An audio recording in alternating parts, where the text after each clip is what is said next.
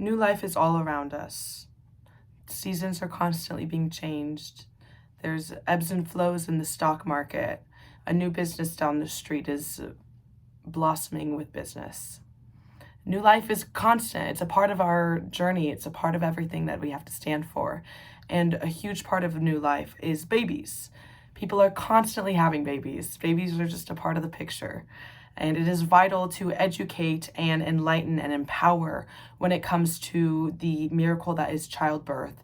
And it is our jobs as individuals, and more importantly, individuals of youth, to enlighten and positively change the wrongful perception around childbirth, more importantly, towards women.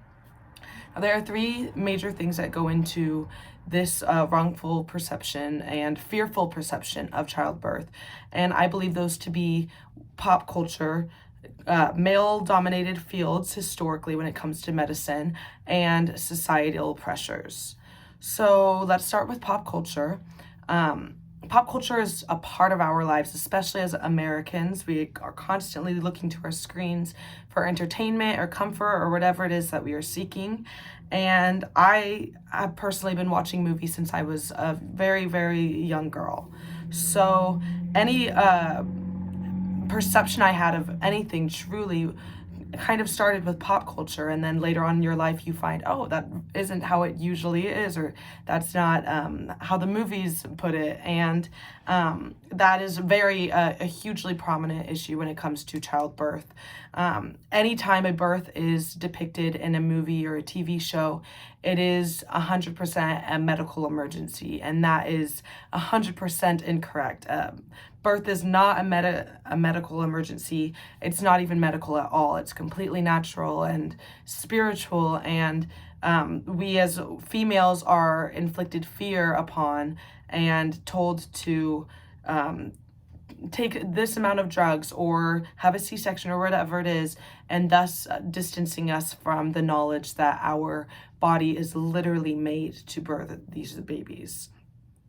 So that leaves women with no confidence or certainty, and that furtherly leads us to turning to pharmaceuticals and medicinals when it comes to childbirth. And this is so totally okay if that's what the mother chooses to do with her birth. However, I do think it is absolutely vital to properly educate any expecting mother so that she is aware of the fact that her body has been biologically engineered to make this baby. So this actually brings me into our next issue, which is historically male-dominated fields in medicine, and the whole excess drug use and pharmaceuticals and epidurals or whatever it is actually has a huge part to do with one man, King Louis XIV. And let me tell you, so think to yourself, what is the most commonly used birthing position? Think about it in your head. All right, so you probably thought of a woman laying down on her back with her legs up and spread for the baby to come out. That is it comes from a very, very interesting story. So King Louis was actually amongst his wives and maids, he had fathered 22 children. So he was no stranger to births. And one day he became unsatisfied with watching a woman birth on what was traditionally and originally used, which was a birthing seat where the mother was sitting, and then gravity would help take the baby.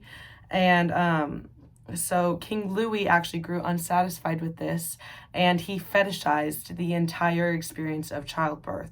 So he wanted a more unfiltered and explicit view, which is now what we know as the reclined position, often used with stirrups. So he got together with his architect and said, let's make a birthing table where the woman lays down, and this is how we're doing it now. And so when his people heard about his all-knowingness new theory, it spread worldwide, and this is a prime example of how much power men have historically from the beginning of time. And now women are actually suffering from medical issues, such as more prone to C-sections or complications due to this very wrongful birthing position. So that leads me to my next thing, which is the way women have been manipulated and societal pressures. So when it comes to hospitals, more specifically, that hospital experience is very stark and bright and cold, and it's not homey or spiritual or empowering to the expecting mother whatsoever. My own grandmother, she was telling me a story about when she was giving birth, and she asked the nurse for ice chips, a simple comfort. She just wanted some ice chips to make her feel a little bit more at ease. And the nurse turned to her and said, "That won't help you." And so not only is that extremely demeaning and disempowering to the birthing mother, but it's also worsening the effects of birth by making it seem like it's some kind of hopeless, there's no help to be found experience, when that's actually not true.